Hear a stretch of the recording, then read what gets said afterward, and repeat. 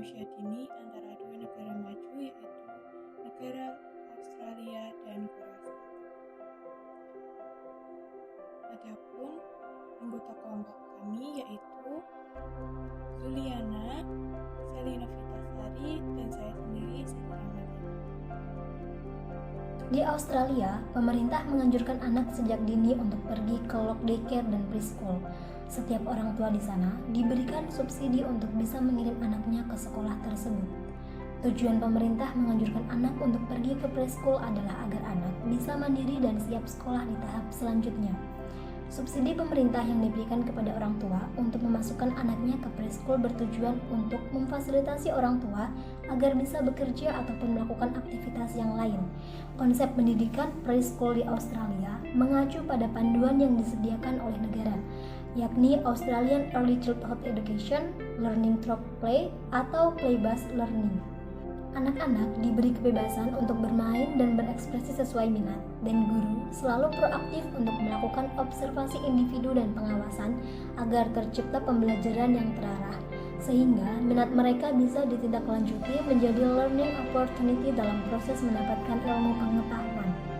Di Australia, terdapat 3 konsep untuk Early Childhood Curriculum, yakni belonging, being, and becoming. Yang pertama, belonging.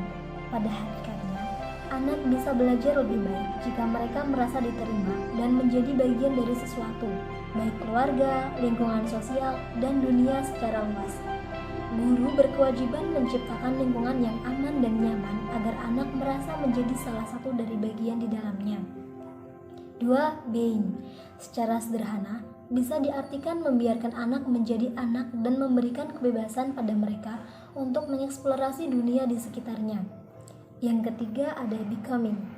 Anak akan terus bertumbuh dan berkembang sesuai dengan pengalaman dan pendidikan yang ia dapatkan. Semakin dia berkembang, semakin dia berubah. Jadi, guru dan lingkungan pendidikan harus siap menerima perubahan dan menyikapi perubahan tersebut dengan target yang lebih positif. Nilai-nilai yang ditanamkan pada pendidikan usia dini di Australia yaitu sikap menghormati dan sopan santun, bisa mematuhi aturan, kejujuran dan kemandirian, juga ketangguhan. Pembelajaran pada Australia terkait literasi dan numerasi tetap diberikan, namun tetap mengacu pada cara yang menyenangkan sesuai minat mereka dengan tetap melalui aktivitas yang tidak membuat anak terpaksa.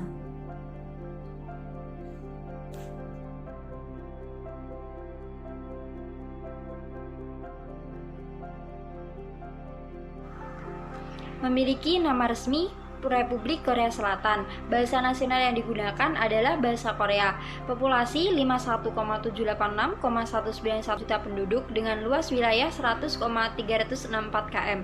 Bentuk pemerintahannya sendiri demokrasi liberal, sistem presidensial. Sistem pendidikan di Korea Selatan saat ini disebut dengan 6334, yaitu 6 tahun SD, 3 tahun SMP, 3 tahun SMA, dan 4 tahun S1. Adapun rentan usianya sendiri yaitu playgroup 1 sampai 4 tahun, TK 5 sampai 7 tahun, SD 8 sampai 13 tahun, SMP 14 sampai 16 tahun, dan SMA 17 sampai 19 tahun. Adapun pendidikan di Korea Selatan ini sangat berhasil meskipun mereka baru mulai bangkit pendidikan pada abad ke-20.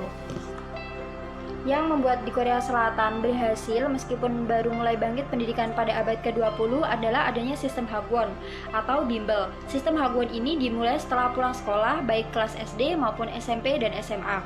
Untuk siswa kelas menengah biasanya berfokus pada pendidikan akademik, sedangkan kelas SD biasanya bisa memilih antara pendidikan akademik, seni, ataupun olahraga.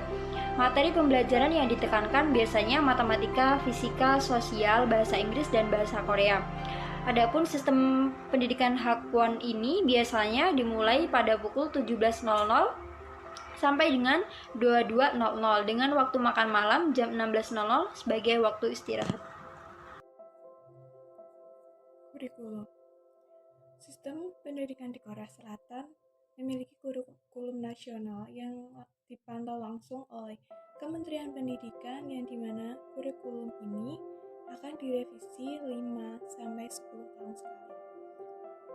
Dengan adanya kurikulum baru, diharapkan masyarakat lebih demokratis, memiliki keyakinan moral, dan kewarganegaraan yang tinggi. Mata pelajaran utama yang terdapat di kurikulum utama yaitu pendidikan moral, bahasa Korea, studi sosial, matematika, sains, pendidikan jasmani, musik, seni rupa, dan seni budaya. Korea Selatan juga menerapkan kurikulum teknologi di seluruh pendidikan tingkat menengah. Mereka memiliki fasilitas untuk menunjang pembelajaran tersebut. Sistem pendidikan PAUD di Korea Selatan. Sistem pendidikan PAUD di Korea Selatan biasanya pendaftaran dimulai pada bulan November dan mulai masuk pada bulan Maret. Setiap kelas dibagi berdasarkan umur dan setiap kelas memiliki kapasitas 7-8 murid yang dimana di dalam kelas tersebut didampingi oleh 2 guru pendamping dan beberapa guru lebih sering berfokus pada keterampilan olahraga, seni, dan bahasa Korea. Kurikulum PAUD Korea Selatan mengedepankan life skill atau keterampilan dalam kehidupan sehari-hari